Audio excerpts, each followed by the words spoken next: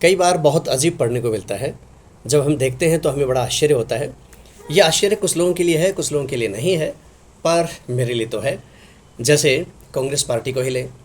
भारत की सबसे पुरानी पार्टी कांग्रेस पार्टी है। कांग्रेस पार्टी के बारे में तत्कालीन लोग क्या सोचते थे, यानी जो हमारे राष्ट्रवादी नेता थे, जो देश की आज़ादी के अंदर लगे थे, वो आखिर सोचते क्या थे। मैं बात कर रहा हूँ लाल बाल पाल की, यानी लाला लाजपत राय, बाल गंगाधर तिलक और विपिन चंद्र पाल की।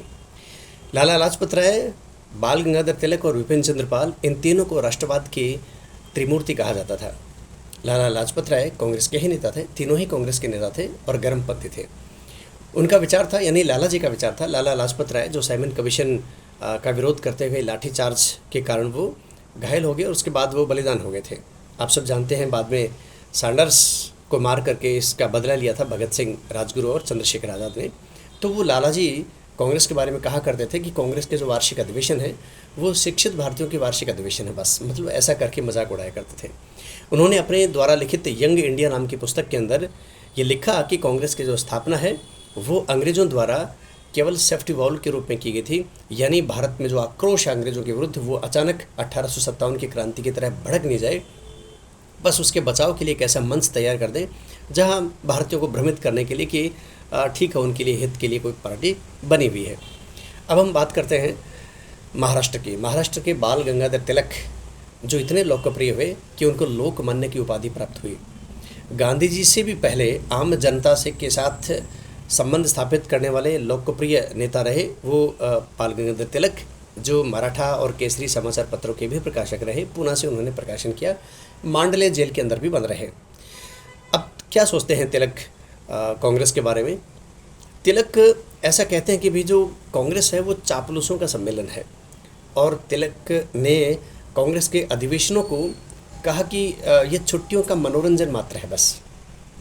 उन्होंने कांग्रेस की उस समय की नीति को राजनीतिक भिक्षावृत्ति की संज्ञा दी और उन्होंने कहा कि अगर वर्ष में एक बार हम इकट्ठे होकर मेंढकों की तरह टर्राएंगे तो हमें कुछ प्राप्त होने वाला नहीं है। अब हम बात करते हैं बंगाल के विपिन चंद्र पाल की। विपिन चंद्र पाल बड़े क्रांतिकारी थे, बड़े नेता थे, क्रांतिकारी विचार रखते थे। विपिन चंद्र पाल ने कांग्रेस को कहा कि ये तो याचना संस्था है, यानी भीख मांगने वाली पार्टी कांग्रेस को कहने वाले व्यक्ति अगर कोई थे तो वो थे विपिन चंद्र पाल। बंगाल के ही एक और क्रांतिकारी की हम बात करते हैं, वो हैं अरविंद घोष, अश्विनी कुमार दत्त। अश्विनी कुमार दत्त बड़े क्रांतिकारी थे, लेखक भी थे, पत्रकार भी थे, यानी वो बड़े चिंतक भी थे। अश्विनी कुमार दत्त ने कांग्रेस के अधिवेशनों को 3 दिनों का तमाशा मात्र कहा। और अरविंद घोष को तो कौन नहीं जानता। अरविंद आश्रम के संस्थापक रहे पांडिचेरी के अंदर, और वंदे मातरम समाचार पत्र का भी प्रकाशन किया। निष्क्रिय प्रतिरोध का सिद्धांत भी उन्होंने दिया, और बंगाल के अंदर काली पूजा को आरंभ करने वाले भी अरविंद घोष थे। जिस प्रकार महाराष्ट्र के अंदर गणपति महोत्सव और शिवाजी महोत्सव को आरंभ करने वाले तिलक साहब थे, आप गणपति बप्पा मोरया खूब सुनते हैं, ये बड़ा महोत्सव जो आयोजन करने की परिपाटी है ये तिलक साहब ने ही 1893 और 1896 में क्रमशः गणेश उत्सव और शिवाजी उत्सव की परिपाटी डाली थी। ऐसे ही काली पूजा की जो एक बहुत बड़ी पूजा मानी जाती है बंगाल के अंदर, उसको सार्वजनिक रूप से इस प्रकार के महोत्सव के रूप में परिवर्तित कर देने वाले व्यक्ति अरविंद घोष थे। तो मैं ये बताना चाह रहा हूँ कि अरविंद घोष कोई सामान्य व्यक्ति नहीं थे। आपने 1908 का अलीपुर षड्यंत्र केस सुना होगा, जिसमें बहुत सारे क्रांतिकारियों को जेल में डाल दिया गया था। अरविंद घोष के छोटे भाई वीरेंद्र कुमार घोष को भी अंडमान की सेलुलर जेल में आजीवन कारावास दे दिया था। तो अरविंद घोष, उन्होंने कांग्रेस के बारे में क्या कहा होगा। अरविंद घोष ने कहा कि कांग्रेस की जो मृत्यु है वो क्षय रोग से होगी, माने टीबी से होगी, ट्यूबरिक्लोसिस से होगी, यानी धीरे धीरे जैसे शरीर नष्ट हो जाता है टीबी के अंदर, ऐसे कांग्रेस नष्ट हो जाएगी।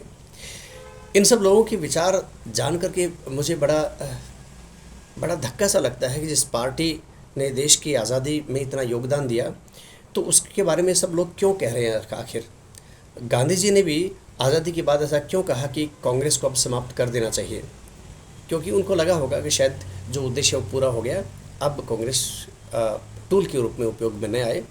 परंतु इन सब लोगों की जो बातें हैं वो हमें इतिहास की ओर झांकने को प्रेरित करते हैं, हमें इस बात के लिए प्रेरित करते हैं कि आखिर किसका कितना क्या योगदान रहा होगा। जय हिंद, जय भारत।